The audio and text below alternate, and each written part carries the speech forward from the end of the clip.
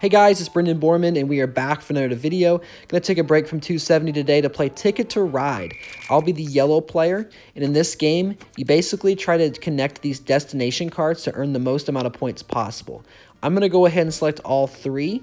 So those dots, as long as I can have a continuous track that touches all of those, I'll get maximum points. For example, I have Winnipeg to Houston for 12. If I get it, I'll get 12 bonus points at the end. If I'm unsuccessful, I lose 12 points at the end.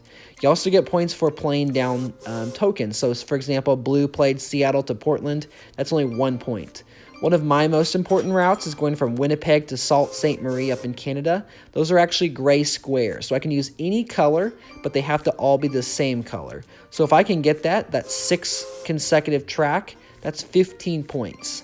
So you can either get 15, 10, 7, 4, 1, 3, or 1. So they are different points for the different amount of tracks you can get. And then also the cards on the right-hand side. On your turn, I can either draw cards. I can take cards that are face up, the different colors.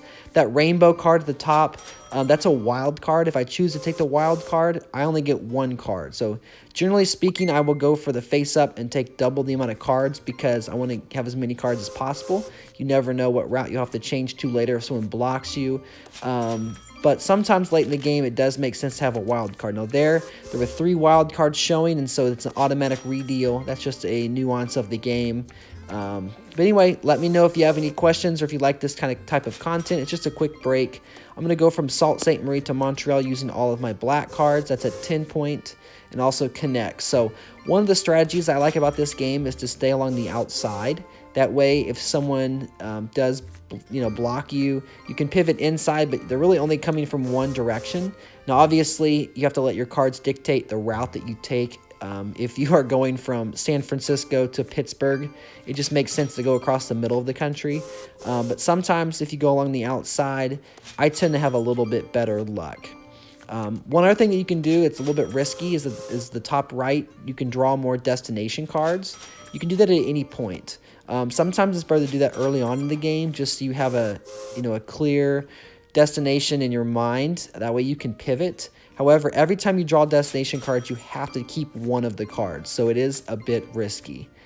So I have here 4 whites. I've got 4 and 1, so let's go and take the second red just to give me some more flexibility.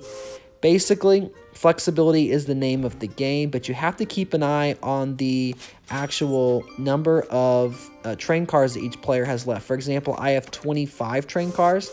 The game ends when the first person has less than 3, so 2, 1, or 0 train cars. Then everyone else gets one last turn with the person who got the 2 or less first, ending the game with one final turn. So really, it's kind of a combination of who can get the most routes, but really it's the name of the game is who can have the most points. I've seen players actually win the game by just going for all of the 6 train cars. So there's 1 of each color, and then there are the bonus, the gray ones.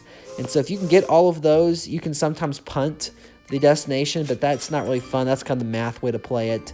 However, with these 4-person games, you really have to get your destination cards because everyone is going for their destinations.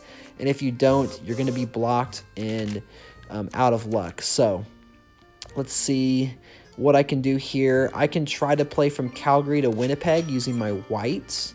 I can also try to get destination cards by maybe going from Vancouver to Montreal. That's a plus 20 in the real game. So let's go ahead and do that, and hopefully I can get to Vancouver before someone else does, and then I can draw tickets. I also have to get from Montreal to New York. I can go 3 blues, but I also have a red, so maybe I can go New York to Boston, Boston to Montreal. And I also have to basically just connect all of my train cars. So once I am to that point, then I'll be A-okay.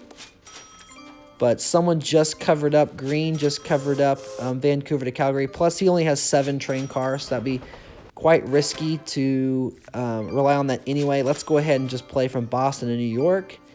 And then I'll have these 2 blues here where I can go up to Montreal. That will give me my 9 and my 12 bonus, which those are not revealed to the end of the game in the scoring. And then I'll have 1 train car left to play with my one card because green did go below the 2 threshold. So let's go ahead and look for a place. Here's one up by Vancouver. So after that, it will tally up the scores. But again, this is new content. I probably will not do this very often, so let me know what you guys think. And if you guys play Ticket to Ride, this was a fun, quick little game, and it's back to homework I go. But I hope you guys enjoy. Let's see if we win. We do have the longest train car, I hope, because that will give us a 10-point bonus. As long as we have that, we should win. So, red's definitely not going to win. Blue's definitely not going to win. It's between us and green. Who has the longest train car? Looks like us. Yep, there it is. Anyway, thank you guys so much for watching, and I'll catch you guys in the next video. It will be a 270 video. Have a good day.